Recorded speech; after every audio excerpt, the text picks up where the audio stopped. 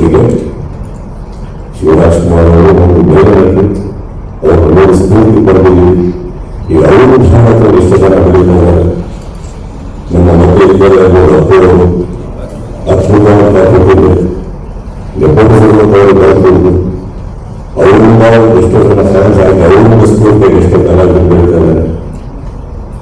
ನಮ್ಮ ಮನೆಯಲ್ಲಿ ಆಚೆ ಒಂದು ರಾಜ್ಕುಮಾರ್ ಅಂತ ನನಗೆ ನನ್ನ ತಂದೆ ಒಂದು ಆಸ್ತಿ ಇದ್ದಾರೆ, ನನ್ನ ಆಸ್ತಿ ನನ್ನ ತಂದೆ ಇದು ಒಂದು ಭಾವ ಇದೆ.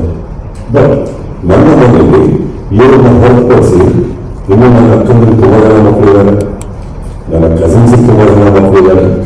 ಯಾರು ಸುತ್ತದಲ್ಲಿ ಗೊತ್ತಿಲ್ಲ. ನನ್ನ ಮಗಳು ಚೆನ್ನಾಗಿ ಹಾಡು ಹೇಳ್ತಾರೆ, ಬಂದಿದ್ದಾರೆ. ಇವ್ರ ನಟನೆ ಸ್ಫೂರ್ತಿ ಬಂದಿದ್ದಾರೆ ಅಷ್ಟೇ.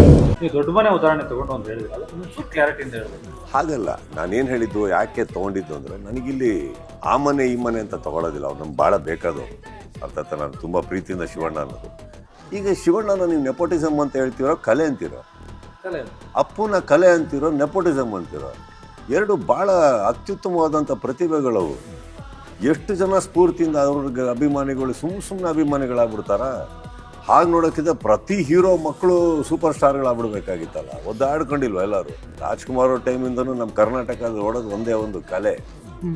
ನಿಮ್ಮಲ್ಲಿ ಇದೆಯಾ, ನಮ್ಮ ಕರ್ನಾಟಕದವ್ರು ಒಪ್ತಾರೆ. ಸೊ ನೆಪೋಟಿಸಮ್ ಹಂಗೆ ತೊಗೊಳಕ್ಕೆ ಹೋಗ್ಬೇಡಿ. ನಾನು ಯಾಕೆ ಅವ್ರದ್ದು ಇಬ್ಬರು ಉದಾಹರಣೆ ತೊಗೊಂಡಿದ್ರೆ, ಶಿವಣ್ಣ ಮತ್ತು ಅಪ್ಪುಕಿನ ಇನ್ನೂ ಬೆಟರ್ ಎಕ್ಸಾಂಪಲ್ ಇಲ್ಲ ಕಲೆ ಅನ್ನಕ್ಕೆ. ಕಲೆಯಿಂದ ಬಂದು ನಿಂತಿರೋದವ್ರು. ನಿಮಗೇನೇ ತಗೊಳ್ಳಿ, ಶಿವರಾಜ್ ಕುಮಾರ್ ಅಂತ ಕರೆಯಲ್ಲ ಸರ್ ಅವ್ರನ್ನ, ಶಿವಣ್ಣ ಅಂತಾರೆ, ಇಲ್ಲ ಹ್ಯಾಟ್ರಿಕ್ ಹೀರೋ ಅಂತಾರೆ. ಯಾಕೆ?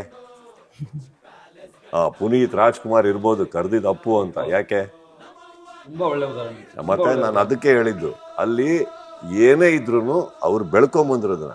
ನಮಗೆ ಈ ನೆಪೋಟಿಸಮ್ ಗಿಪೋಟಿಸಮ್ ಎಲ್ಲೋ ಒಂದು 5 ಇಂಟರ್ವ್ಯೂ ನೋಡ್ಬಿಡೋದು, ಹಿಂದಿದು ಕರ್ಕೊಂಬಂದು ನಮಗೆ ಹಾಕ್ಬಿಟ್ರೆ